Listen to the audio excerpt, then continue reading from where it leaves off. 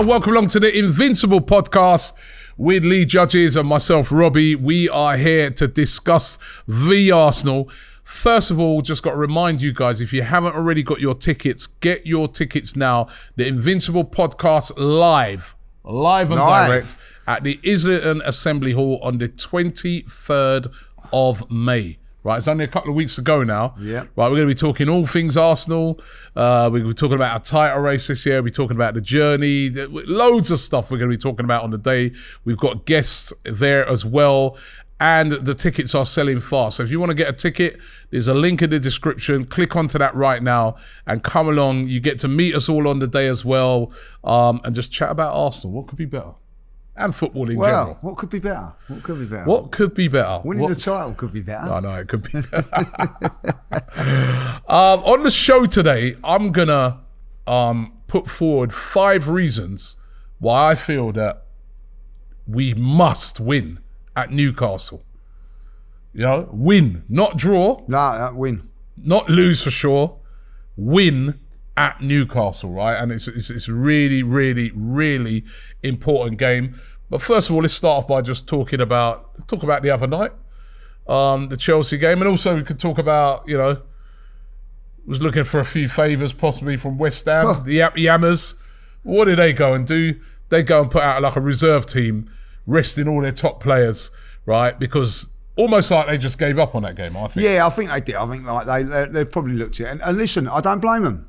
We can't rely. We're at that stage now. We've got to rely on other teams. But I think David Moyes looked at that and thought, look, I've got a better chance of winning at the weekend than Wednesday, so I'll rest those players. You know, or they're saying that they're ill. You know, ill. Yeah. Yeah, but they'll be back. They'll be back on. They'll all be. Game. Listen, I ain't having it. Right? I saw this thing the other day, right, where Declan Rice has not missed a game for West Ham last season. Remember how many games they had last season? They played amongst the most games of any team.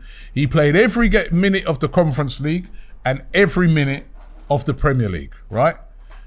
This season, he's played every minute of the Conference League and every minute of the Premier League.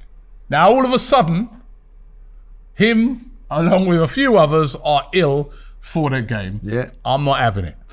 And I'm not like you. I want him to lose on Sunday now. No, listen. You know what I mean? I don't want him to go down because, you know, Nicky and the guys and that. But I think, even the other day, I was listening, right, to Dan Lawless was on, he's doing it, they were talking to on Talk Sport. I was driving home after the Chelsea game and I'm listening to Talk Sport and Dan Lawless comes on, right? He's talking to Jamie O'Hara and them, they're previewing the game. And he goes, you know what, to be honest, he goes, we know we're going to lose it. Right, so he actually called it before. He goes, if it was me, I'd rest half of the team. Yeah. And just rest them up for the game on Sunday, on the weekend. Sunday. And just, man. Listen, I don't blame them. I don't got no problem with it. We should have done our own job. You know, it's our own. It's, we got, you know, we shouldn't be in that position. And also, they put a reserve side. They put a better fighter than us. Yeah, but it's a different game. I know it is. Again, didn't have the point of playing, but one of my brothers was saying that to me. Oh, look, they showed more fit. I said, listen, what was the outcome? No, I've got to say, like, Man City, the outcome's still the same. And the thing is about it, let's be real, the way, you know, City are not going to play against them, or we're not going to play like how they played against City, which is very difficult to beat City because you go there and put everybody behind the ball, you still lose 3-0. Yeah, the thing is with City, I do look at that. They were more up for beating us. You know what I mean? Yeah. That's you could see that. That was a statement win. You know what I mean? Like, you know, they actually come to us and said, right, we're going to swat you like a fly. You know what I mean? We're going to show you that we are the team. And they did, to be fair. Like, did you see Pep moaning about the crowd, saying that they're too quiet and all stuff like that? Well, I'll tell you what, like, you know, listen, I don't want to slag off Man City fans, but I will. You know what I mean? Like, they're 3-0 up against us, and their fans ain't even worried about watching what's going on. They're goading all the Arsenal fans, and you know what I mean? Like, you got all that, you got a proper side out there, and you know, watch your team. You know what I mean? Like, watch your team play, because you know, you never know when it's going to end. You know, because you know, brings us on to the old Chelsea, because like, you know, that look what they're having to endure at the moment, like, you know. So, but they were doing the same, because when I was walking to the game, right, and walked past their end, and all their fans were singing, and also effed it up, and also left it up. That was what they were singing all night, right? Until the goals started going in, and then they were quiet, and then, you know, by half time, a load of them had gone home. Great, isn't it? Great, isn't it? Oh, listen, half time, half of it, you know, what a half, but a big portion of the Chelsea fans had gone home. Two great things on that day. Two great things on that day is that they started singing, you know, Super Frank Lampard, and we all started singing. The whole ground was singing it at one stage. You know what I mean? That was brilliant. You know what I mean? Like that was great and all that. Like, you know, and I come away disappointed. That we only won 3-1. Yeah, like listen, when you get a team like Chelsea who have been what they've been all these years, and you have an opportunity to spank them up, go for it, do it. They've done it to us on a number of occasions, and there was our opportunity, and we let them off the hook. It's like, you know, I'm not a fisherman, but if you are a fish, you've got a nice big fish there, and just as you're about to put it on the boat, it falls off. Disappointed. It's no good saying, well, I've got it on the line and all that, like, you know what I mean? You know, I looked at them, and we've done the starting 11. You looked at their team and you thought, oh no, they could beat us here or whatever. Yeah, like, on paper they look so good. They look so good. But on the pitch, they were all over the shop. And, you know, we played really, really well in that first half. And I'll tell you what was a great thing. I don't know about you.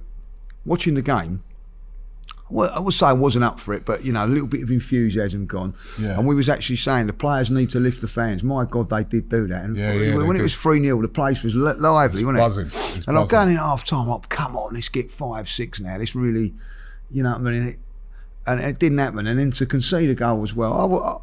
Listen, I'm glad we won, but I just felt a little bit disappointed by it all. Like, you know what I mean? Yeah. Listen, it was a great performance by Arsenal in that first half. I think in the second half, first 15 minutes, they're trying to get the fourth, fifth, just didn't come off. I think after that, it was just like, manage it. Don't do nothing stupid. We saw at the weekend, Liverpool 3-0 up. You know, Tottenham came back. If Tottenham can come back, anyone can come back, right? So it's just like, manage the game, just make sure nothing stupid happened, and get those 3 points and move on to Newcastle. But seeing Chelsea where they are, 39 points, after the amount of money that has been spent on that squad, is beautiful. It's beautiful. It's a thing of beauty. It's like a thing that's just showing you that it ain't just money. You know what I mean? You've got to have a plan. You've got to manage it properly. Of course you have, 100%. That's why you've got to give respect to Man City, because even though they spent, you know, he managed that squad, didn't he? Yeah, they spent the same sort of money, but, you know, they'd be more sensible in what they do. But you look at Chelsea and it's like, you know, like you said, when you saw the starting lineup that Chelsea had, Aubameyang, Raheem Sterling, you know what I mean, Kovacic, Kante, Thiago Silva, right? Chilwell. Yeah, you know. You think to yourself, this is a bloody good team, you know what I mean? Like Enzo Fernandez. Yeah, I think they had a better midfield than us. Like, you think to yourself, you would have thought. You think to yourself, that's a serious team. You don't want to be coming up. And they were so passive. Yeah. They were so poor. But they're not a team, are they? They're not a team. They're not a team. They ain't got a clue what they're doing. And you know, I don't think I've give Pep the respect that he probably deserves, because I always thought, he's always got the money and all that, like, you know. But when you look at it, to keep all those players happy that he has, and get a team spirit going, what he has, you've got to be able to do that. You know, where it hasn't happened with Chelsea, and I think you've got to admire Newcastle the way that they're doing it as well. And us. And us. You know, that's why big admiration's got to go out to Arsenal as well, because, you know, we haven't spent the sort of money that has been spent by Chelsea, but we are so much better than them, as we've shown this season. Like, we've beaten them home and away. You know, we are miles. Yeah, I mean, people keep saying this thing to me that, enjoy this season because next season, you know, Chelsea are going to do this. I'm like, are they?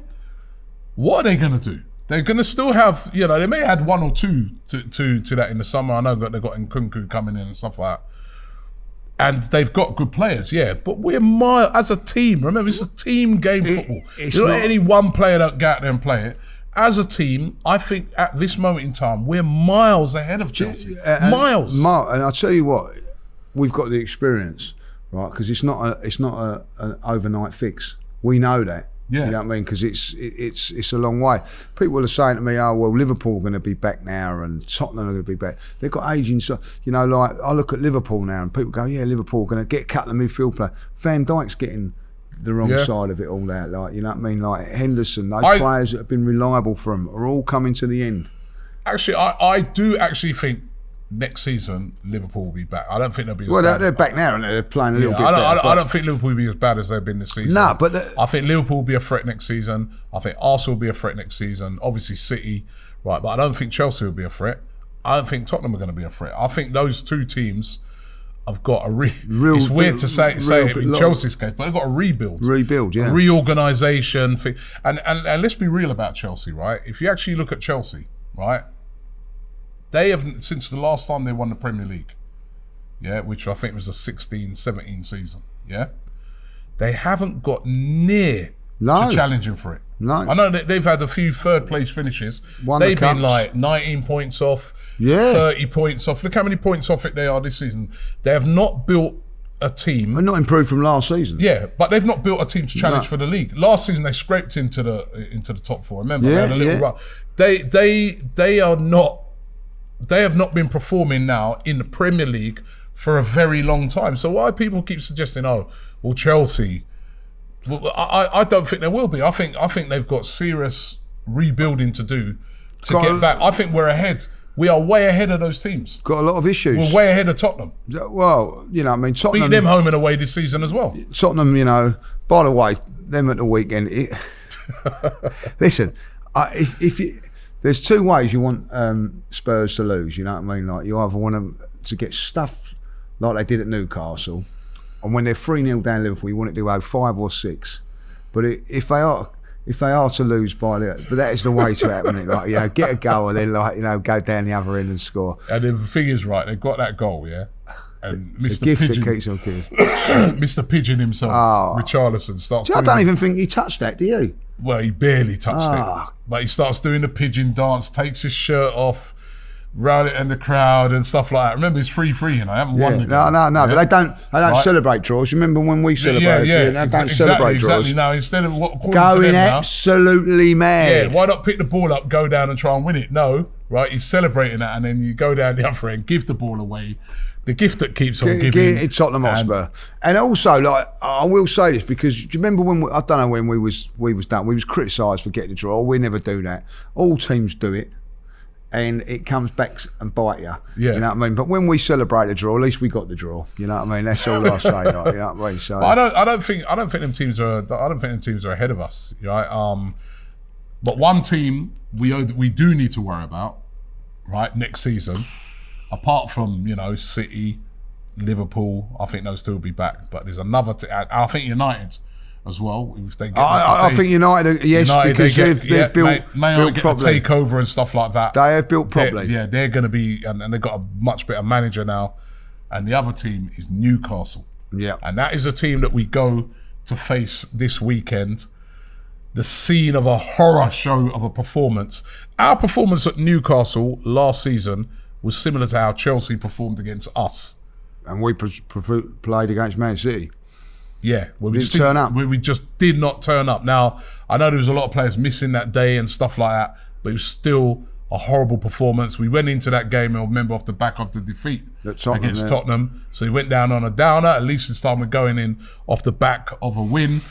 But on this show, I'm going to give you 5 reasons. 5 reasons. 5 reasons why Newcastle is a must-win. You know, if it had been earlier on in the season, you're going up to Newcastle, you'd be like, yeah, a point at Newcastle St James's Park would be good. But it's a must-win for me. Reason number 1, if we don't win it, I think it's over. I think to keep the pressure on Manchester City, we have to win at Newcastle. Yeah. Manchester City going into that game, they're a point above us now.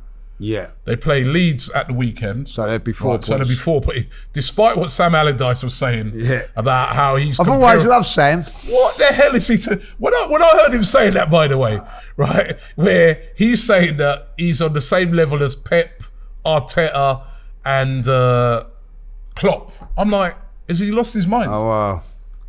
What's wrong with him? I'm don't like... bode well for Leeds United Football Club, does it? What's he on about? You know... What's he on about? No, I don't know. He's just lost the plot. Sam Allardyce. You know...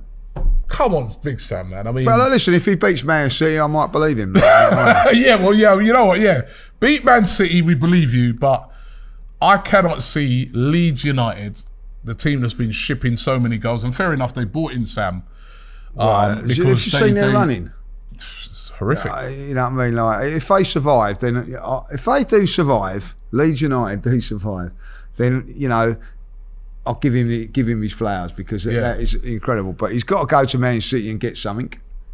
Realistically, if they're going to stay in the title, so I can't see it happening. So, but the way they've been shipping goals, obviously he's been brought in to stop that, right? Because he's known for getting teams organised and stuff like that. But then so is David Moyes. He's managed Newcastle as well, hasn't he? Yeah, right. So we have to win that game because we know that comes Sunday when we play our game, unless there's some sort of miracle that's happened, right? They're going to be 4 points ahead of us, right?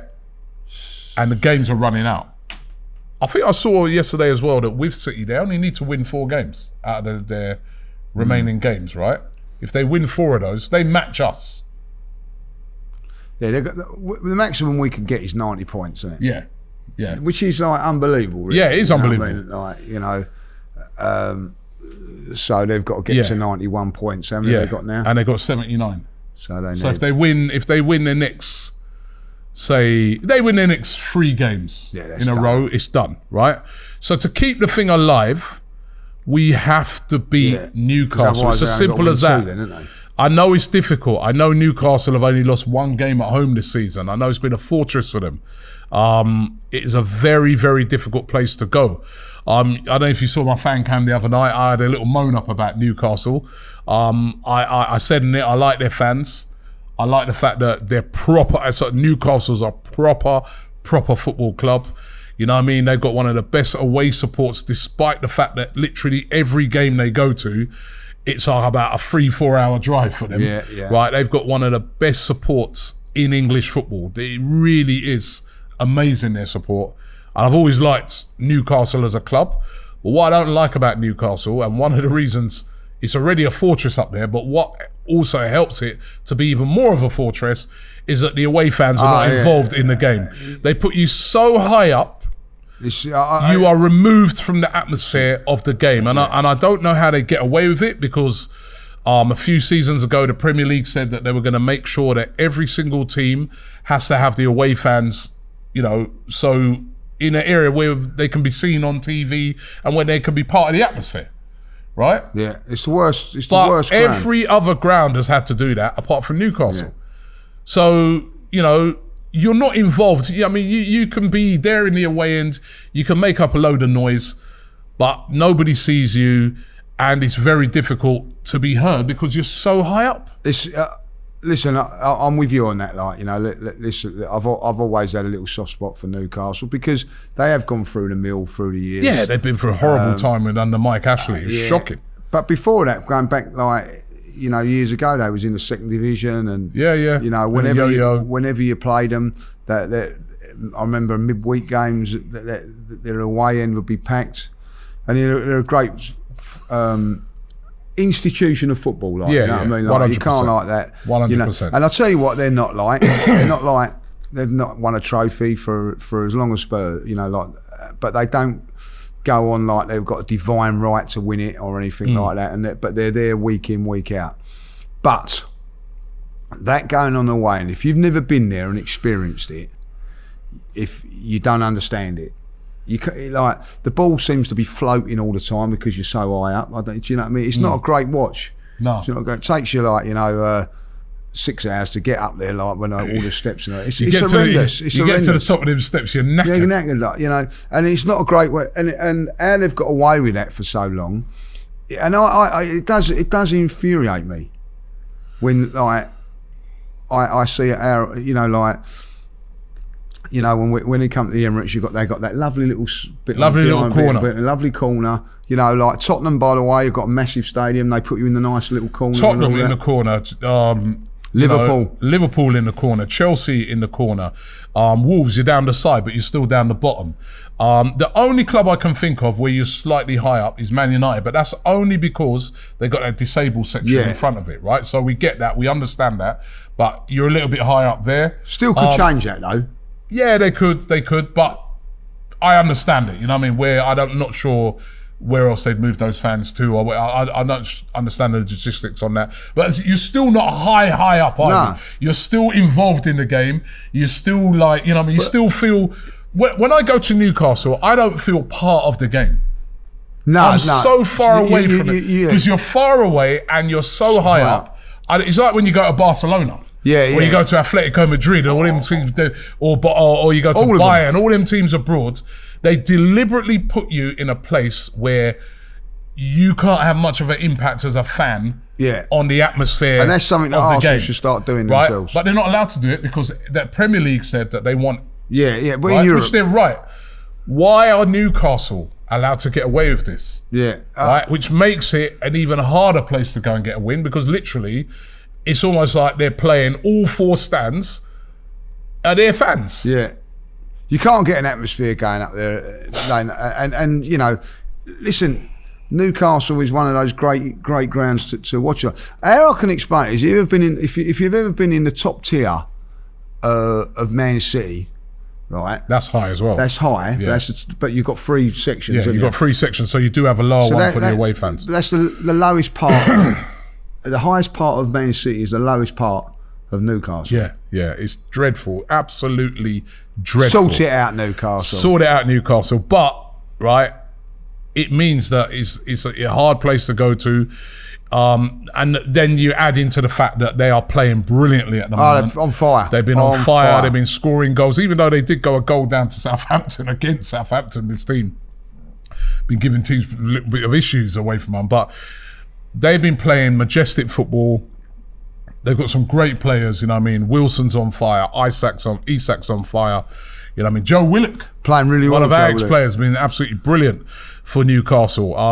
This is going to be a really, really tough game, but if we are going to put pressure on Manchester City in this title race, keep the title race alive, I feel we have to win it. I think if we lose at Newcastle or draw, I feel that the title race is done. It's done. I know we kind of feel it's done already, but we got a little bit of hope. But I feel that if we lose that, it's done. If we win that game, it kind of gives us hope that we can then win the remaining games and put serious pressure on them.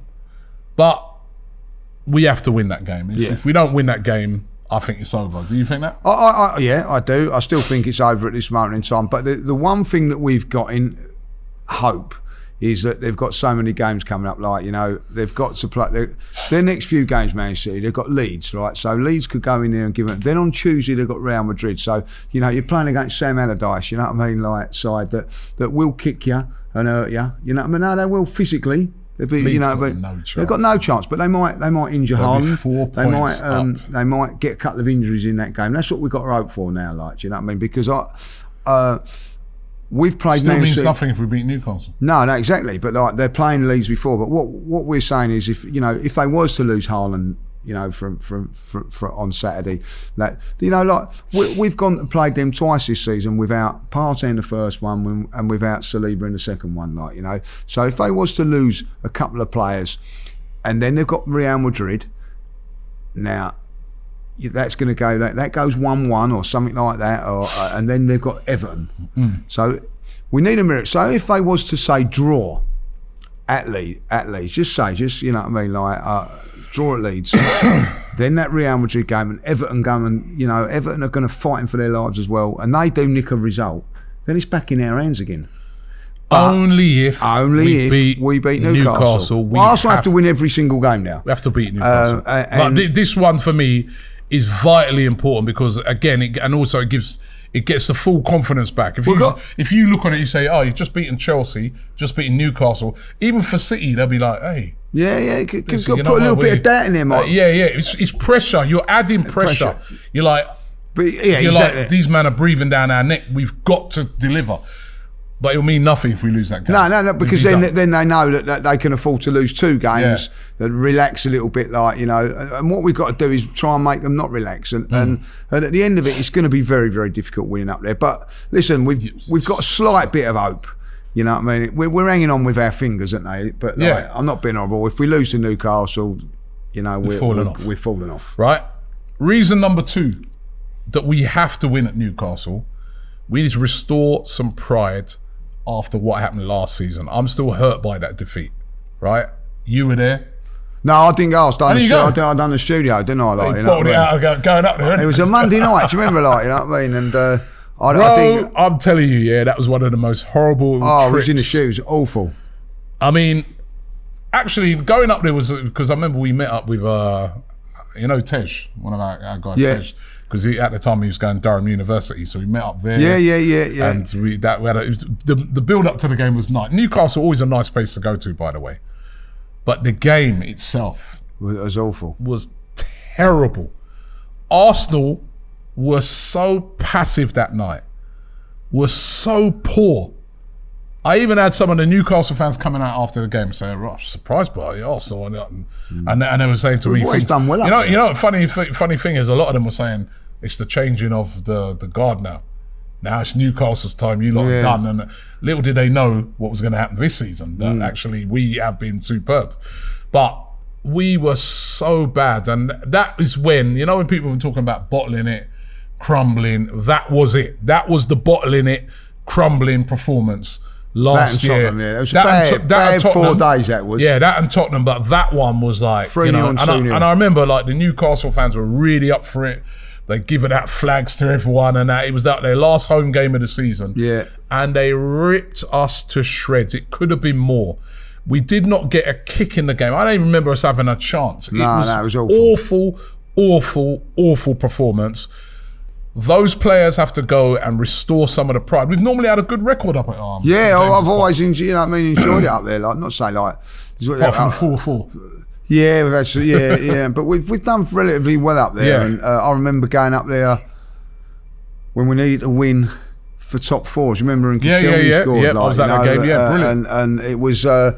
Like everybody thought, well, that was a tough game, and we won it 1-0, and we hung in, and a little bit of pride. That's what we've got, a sort of performance that we've got to do in this one. There, like that was hard. It was hard. Like, I look back at that, like, it was awful. Hard. We haven't had that this season. Like we haven't. Thinking when we was coming down here, like every team. When people say like you bottled it and whatever, every team in the real world as a little stumbling block, you know what I mean? Like for the title or ever, like as a couple of little dodgy games here and there. We unfortunately had ours, that little wobble, which is 4 games, three draws and a defeat. That's where normal teams have that, apart from Man City, and that's why they win it every single season. And in fact, I've got to give credit to Liverpool. They never had that last season and still couldn't do it. Could get themselves over the line. That's what you're up against. So, but that last season wasn't. That was more than that. Yeah, that was. I remember we played Everton. Last game of the season ended up. I was just sitting there, like, you know what I mean. Well, it was you turn up now, sort of thing. It don't matter. If we win, it don't matter. Yeah, but it did matter on Tuesday, and we go into that game with a little bit more confidence. I'm going to say like that. If I'd be really honest, I thought, we ain't going to win at Newcastle. We ain't going to win. But winning on Tuesday has slightly. Put a bit of it, that's what it does. That's what it builds back momentum. Yeah. That's what results do.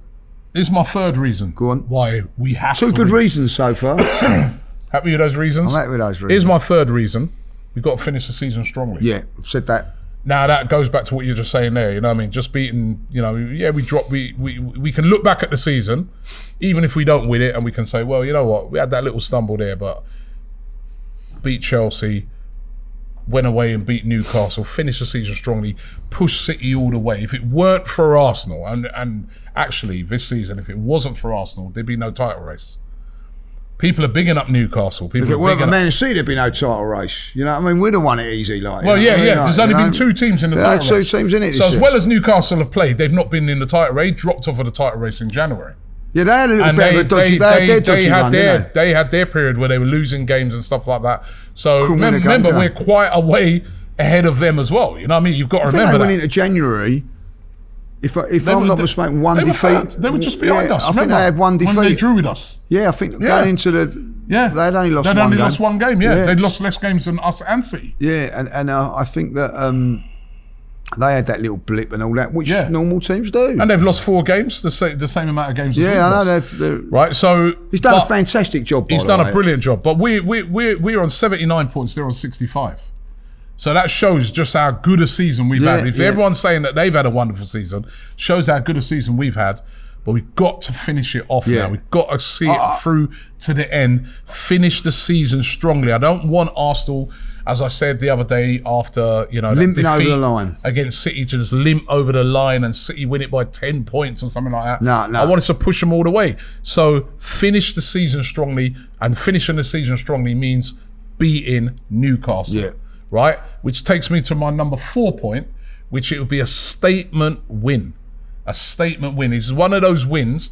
If you go away to Newcastle, they've only lost there once this season, right? Yeah. It shows people that, hey, this Arsenal team, they're good. All right, we know they got blown away at City, but they went up there, St James's Park, good as Newcastle been playing, and they beat them. Team to be taken seriously. Listen, if it did happen, and City did mess up, you know what I mean? Like, we will, when we go up to Newcastle and win, you turn around and go, "Oh, that was the game." Yeah. That was the game. Yeah. That was the game. You know what I mean? We had to go to Newcastle, tough place, 3rd in the league, and won. You know what I mean? If we'd have lost that one, Robbie, we wouldn't have won the league. You know what I mean? That's what we'd be saying. Like, you know what I mean? You make it sound good. 5th reason, Lee. Right? This is my reason number 5 why we have to win that game. We haven't beaten one of the top 4 teams away from home. What, this season? Yeah. No, we've lost to Man United, lost to Man City, haven't we? Lost to Man United away, lost to Man City away. Obviously, the other remaining team in the top 4 is Newcastle. Now, I know we've beaten Tottenham, but they're not in the top 4 no more. No. And I think they was in Liverpool. We didn't beat Liverpool. I don't think they was in the top 4. Was they in the top 4 when we beat them? Yeah. What, Tottenham? Yeah. When we beat them when we beat them away, were they in the top 4? I don't know. They might have been. They might have been. I think they were. I know that when we beat them at certainly not now. I know when we beat them at the Emirates, they were literally unbeaten. Just behind us. Yeah, they were unbeaten. Yeah. I'm sure they were in the top 4 when we played them in January. Let us know in the comments. But we haven't beaten. Obviously, we didn't beat City. No. And we didn't beat Man United. Nearly. Conned out of that, by the way. Conned. Right. But even then, if we should have another 4 points, by the way. If it weren't for VAR. Yeah, that's true. So not that I'm bitter. So it'd be a statement. Yeah, I agree with all of them. It'd be a statement if you go and beat Newcastle, beat one of them teams away. I think this is a big game, also, like for Mikel. I really do. I think like I'm going to be really honest now. And I was talking to one of my mates, James, who plays for my vets team yesterday. We was talking about it, and a little bit of criticism coming his way and all that, like, you know, and unjust in my opinion. And James came up with a good point when he turned around and said, "You know what? In life, you're allowed to change your opinion, whatever it be. You know what I mean? Like whether it be politics, wife." Like, no, seriously, like, it's true. Football, you're allowed to change your opinion. Of course. So if you wanted Mikel out a year ago or 2 years ago, and you've changed your opinion, do you know what that is? That's good on him, because he's made you change your opinion. Mm-hmm. And that's what he's done with me. And I'm baffled that people still don't like what he's doing and all that, like, you know what I mean? Like, because they've gone with this opinion, they feel that they can't change it. Now, people turn around and they're giving the Man United manager, Tin Hag, a bit of credit and all that. Like, he's done a great job. He's better than Arteta and all that. Like, you know. No. Now imagine if he was our manager and we went to Tottenham 2-0 up and drew 2-2. They'd be going pelters. But they're still rather big him up over Imagine if we went. Arteta. Imagine if we went to Tottenham and lost 7-0. Yeah. That was the equivalent of what Ten Hag did. He went to Liverpool, their deadliest rivals. But fans will stick up for him over Mikel Arteta. So for me, and I get a little bit why they want to criticise Mikel at the moment, because he didn't change it up quick enough and he didn't see this and he didn't see that. Listen, he's not faultless, we know that. But I think now, come on, go to Newcastle, show that you can get the result there. Come the summer. You know, I've even heard people say, and I'm not criticising them for it because it's a valid point, is that they feel that Mikel has done. He can't take us any further. Needs someone else to take us further. Are they serious? Yeah, well, you know what I mean. But like for me, that's Chelsea talk. Give him the opportunity. Give him the opportunity. Yeah, when we're not Chelsea, give him the opportunity now. Spend some money in the summer. Don't forget his job changes next season because he's going to have to manage a bigger, stronger squad. Which Champions I League. think, I think at the end of the day, Mikel likes to. If I'll be really honest, likes to work with a small squad because it doesn't give so many issues. So there's going to be different challenges for him. But I think now it's a time really like, come on, Mikel, you need to step up and everything like that and prove everybody that you are the real deal. Do you know what, right? I can't understand. Last season, previous seasons, I understand the criticism of Mikel Arteta. I understand some people saying they want him out. There was 2 8th place finishes, not good enough. We went out in the Europa League, right, when we was in a good position, well placed to get to the final. And that was sort of based off of some of the decisions he made, trying to play a false number 9 with he's made big mistakes and stuff like that. But I feel this season he's been brilliant. I also feel this season he's been a little bit unlucky as well. We've got to factor that in, right? You know, you're going into those really tough games now, right? You've had a settled team for most of the season, especially the back four has been a settled back four. Ben White, Saliba, excuse me, Gabriel, Zinchenko. That's been like a settled back four that's been producing the business. All of a sudden, for a long period now, you lose Saliba, right? And I think the other place where he's unlucky, because I was driving down, I was talking to my cousin, and he was like, Robbie, man, maybe he should have, at the start of the season, he should have went and got a better backup for Saliba, right? Now I said, I reckon that Mikel Arteta's probably thinking to himself, if something does happen to Saliba, I can switch Ben White, who, remember, at the start of the season, we were all saying to ourselves, is it going to be Ben White or Saliba starting in that position? Because they're going to fight it out. But he found a way, which was very brilliant of Mikel Arteta to put Ben White at right back, and he's been a revelation. Don't get the credit for it. Yeah, right? Now, where he's really unlucky again was the injury to Tomiyasu. Yeah, as well. Yeah. Ruling Tomiyasu out for the rest of the season. That's been since that game against City, right? Because Tomiyasu now would have been able to have played right back. Yeah, or central defence. Right? Or central defence. But I think he would have put Tomiyasu in at right back. Yeah. He would have put Ben White back into that centre back position, right? And that wouldn't have been such a drop-off. Because we all know that Ben White, one of the things about him, even in the centre-back position, he's great on the ball. He's fantastic on the ball.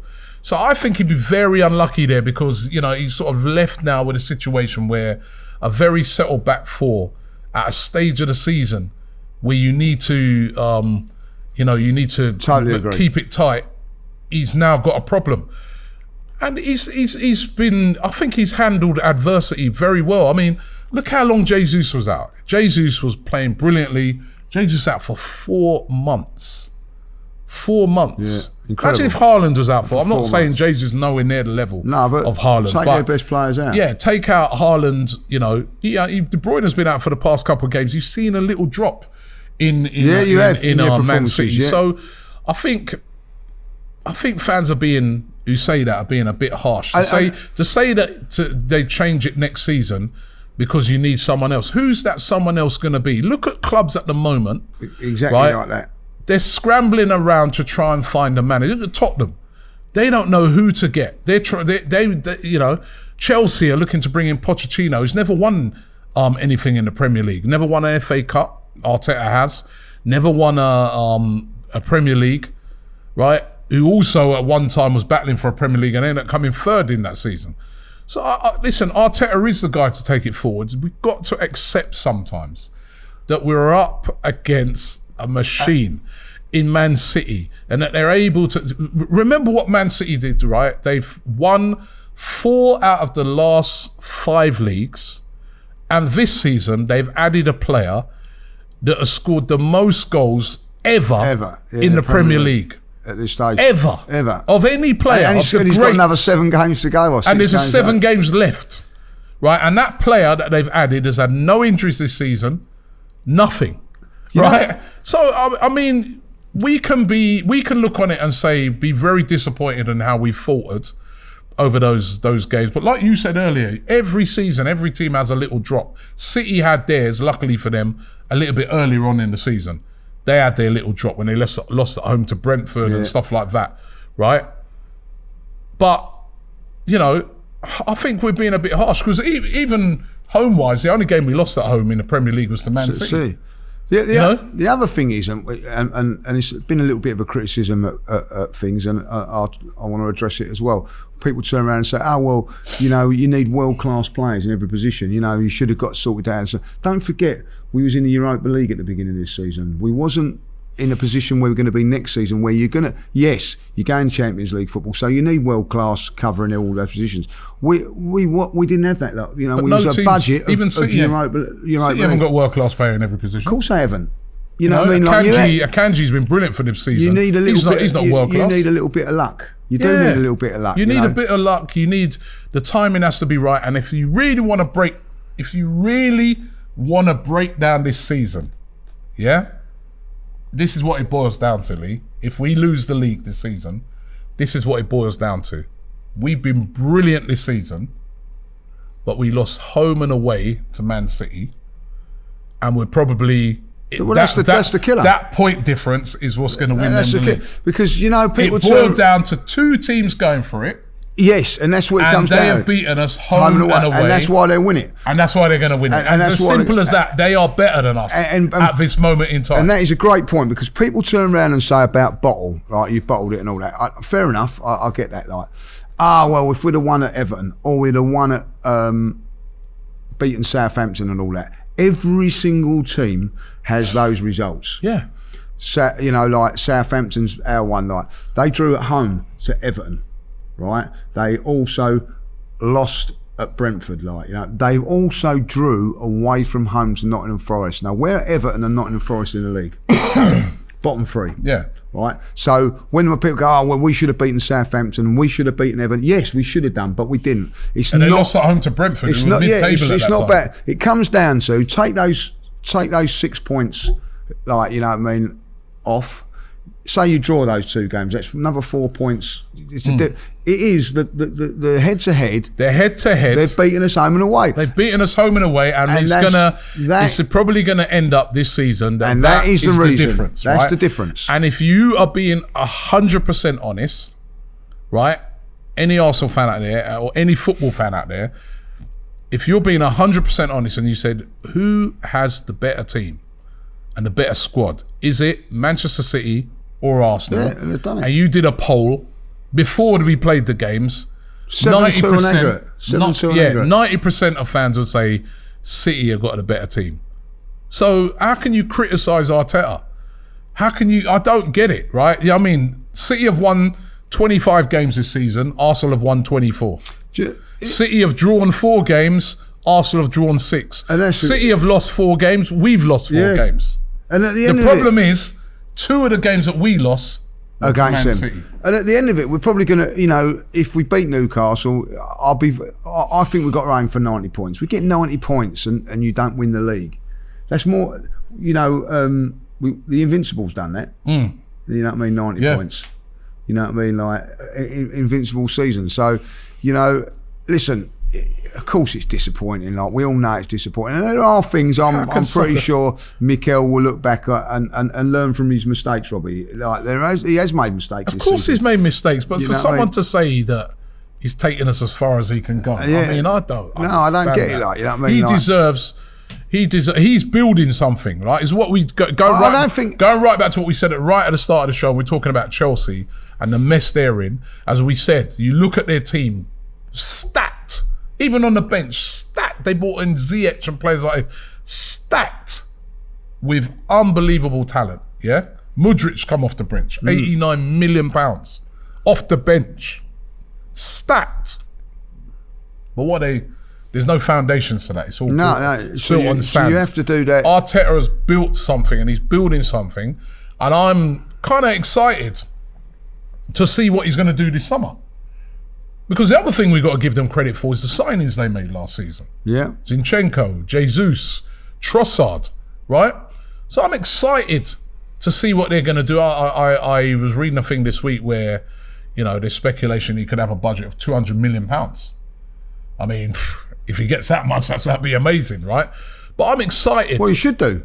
He should get that. If he gets that... We need 4 world-class players coming to this squad. If he gets that sort of budget, and you know we get in some top-class players to add to what we've got. Obviously, we're going to have Champions League football. I'm excited. He's got, you know, and with that, and I get that, comes another pressure on him. Like, you know what I mean? He's going to have to deliver. But you know, listen, you can change your opinion. And that's what the point I'm getting to, like, you know what I mean? I'm more than happy with what Mikel's done, like, you know, I wasn't a couple of years ago. And that person who said that, I mean, if Arteta was to leave Arsenal tomorrow, this club's lining up for him to come and take over their place.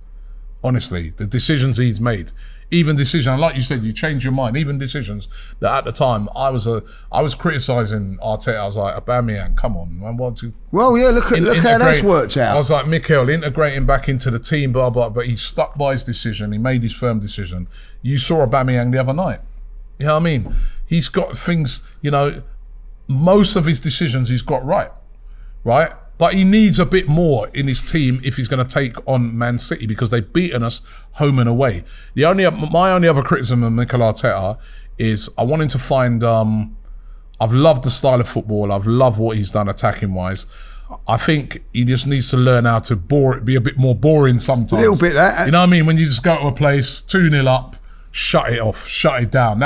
That's one of the learnings I feel. And he's got to learn that, because we've conceded goals all the time and still look vulnerable. But we still look vulnerable all season. And I think some of that comes with personnel, though. Personnel. I think some of that comes with... Well, that's down to him to sort out. Exactly. That's down to him to sort out. The other one, and I will criticise him on this, because, you know, I'm giving him all the sort of... The one thing when people will come back at me, or us, when we're giving him a defence, why did you play Vieira in that game against Southampton? You know what I mean? That's a mistake. But Vieira should be good enough to play against Southampton. But he wasn't. Yeah. You know what I mean? I look back at that, you know what I mean? Like, you know, why didn't he play Jorginho in that game? Why did he play Jorginho? I get that. I think... People can say you've got... The thing is, you know why he played Vieira in that game? Because Vieira is a much more creative player, and he thought that, you know, all of us thought that Southampton were there for the taking. Southampton were there for the taking. Like, let's create loads of chances and win the game. And it's not his fault that Aaron Ramsdale, at the first start of the game, goes and gives a goal away. So it was a different thing. But you know, so when we're giving him praise, we're also giving him a little bit of course. You know, you've got to understand that. So there are things that he's got to do. And that's why I'm really interested in this Newcastle game. Can you go up to Newcastle with a little bit of pressure and get the job done? Now, that's what I'm hoping that he can do. Because I'm going to be really honest with you, Robbie. If he doesn't, and we lose that game like we did last season there, and like the performance we put in against Man City, people don't forget. Yeah, they will then go, oh well, he done this, he done. Like for instance, there's a lot of fans out there at this moment in time that it's just we fell apart last season. What lessons have we learned? We've done it again this season. Can't happen 3 times. So there's got to be things in there for him to do. And you know what, the thing that we need to hold on to is that taking it out again, aside from the Man City game, we've gone away from home this season to really difficult places, and we've given a great account of ourselves. Yeah. We went away to Tottenham one. We went away to Chelsea one. We went away to Brentford, really difficult place where nobody had really beaten them there. One. We went away to Brighton, tough place to go to. They played brilliant football. You've been brilliant. Beat them, blew them away. You know what I mean? We went away to Aston Villa. Everybody's seen how tough a place that has been to go to. You know what I mean? Won that game. So, we went away to Liverpool. We didn't lose. We're 2-0 up. We didn't lose the game. You know what I mean? All right. Well, I've watched Liverpool the last few games. Yeah. Right? Be honest, like they've won their last five games. 6 in a row. And drew with us. Yeah. Right? I've not seen no one give them a rough ride like that until we. I know Tottenham did towards the end, but we done it in the beginning of the game. You know what I mean? So Yeah. So small margins, Robbie. Small margins. Yeah. You know what I mean? Time to go there and get a result. Let me just quickly ask you just a couple of things just before we go. Would you start Tierney or Zinchenko? No, I'll go with Tierney. I'd go with Tierney as well. Would you start Partey or Jorginho? Partey. I'd go with Partey because of the physicality of the game. I'd want Partey in there.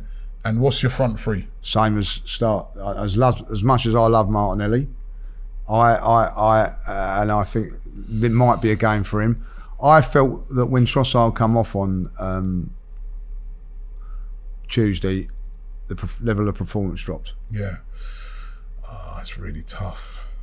But Martinelli, I felt was very, very harsh on Martinelli. If I'll be honest, I think that was. See, that's what amazes me. That he can be ruthless to certain players.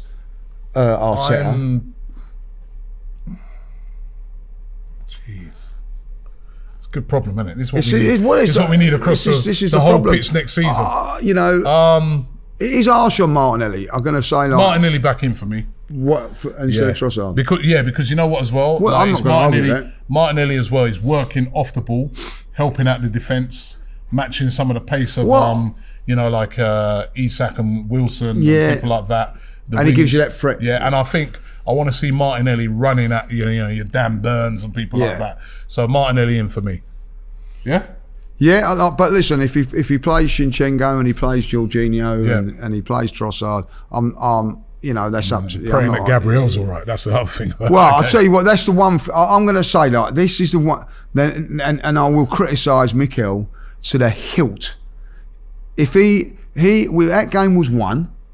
And 3 times he went down after that. You know what I mean? Why didn't he come off straight away? Just take him off straight away. But he kept him on and on and on. And now he says he's a doubt.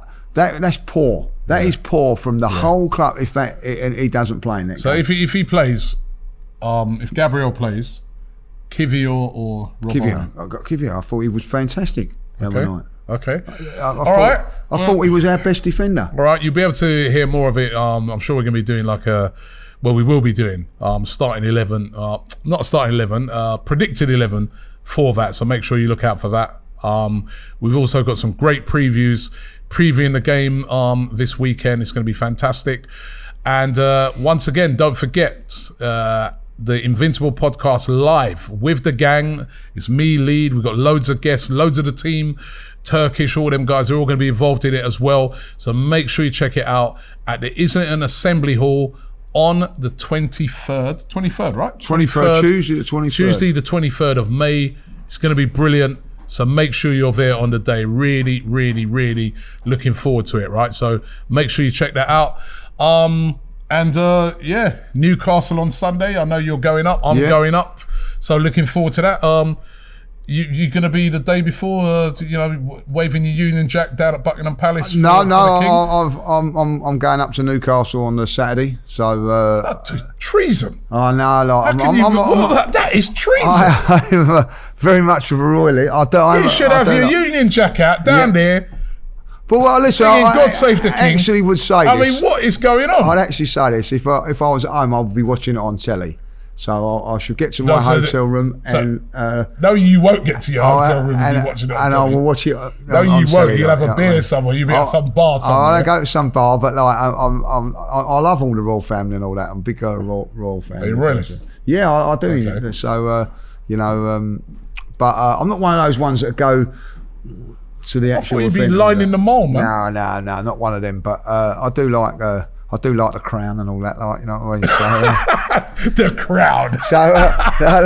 so I look forward to it, and get an extra day off as well. You do get an extra day off. Well, actually, I don't get. Mondays is so busy for me, man. It's not like a day off. But, so you don't get a bank holiday Monday, like? No, I'll be here, man. Bank holiday Monday. You've got Bias Premier League show over on DR Sports. Got the weekend roundup. It's gonna be busy this weekend. And I just and want that's to gonna say be on top something of about driving back from Newcastle. I just want to about say a 7-hour about drive. Like, you got a little bit of stick on the DR about the cooking and all that, like, you know what I mean? I hope you, give him some, like, there should be some battering there. A Chelsea fan giving you all Mate, that. well, I said it on the day. How dare a Chelsea fan be talking about cooking when basically they've been cooked, fried, boiled, skewered all season? You know what I mean? Someone else cooked me, not a Chelsea fan. You're joking. Like, you know what I mean? Like, that's the trouble with it. Like, you got like Spurs fans and Chelsea fans cooking you.